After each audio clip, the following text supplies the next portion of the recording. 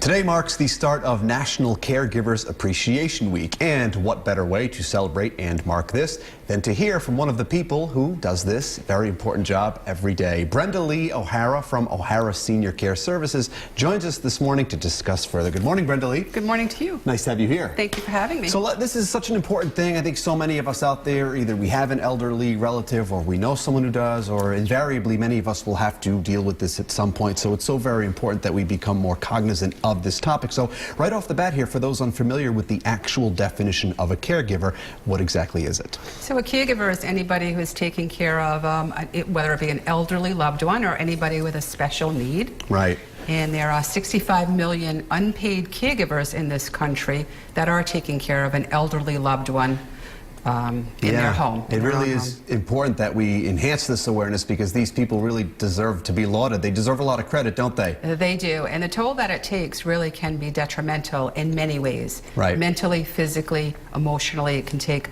a very dire toll. Well, there are, I would imagine, mounting pressures that go along with this, you know, irrespective of what the actual condition is of the person, different types of pressures for different situations. Right. And so as we get older, age is a progressive thing, and so whether you have eyesight issues or hearing issues or arthritis issues that make it hard to do your activities of daily living, those with dementia or Alzheimer's are high functioning, but they need direction all day long.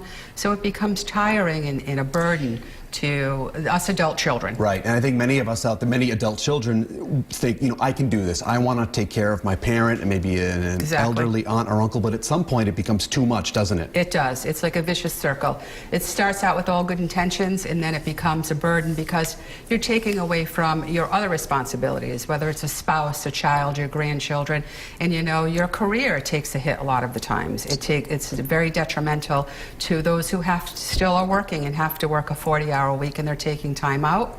And you can even be at work and you're worrying what's going on. So is that fair to your employer that I'm here in the seat, but I'm worrying about what's going on at home? Right, and we want to be present for our jobs and not have to worry about too many extra things. So once we've arrived at the notion that, hey, this is going to be too much work, a little bit of a personal, professional crossroads, how do we then navigate that? And so there are a lot of, there are some programs out there through whatever town you may live in, or city programs, state programs.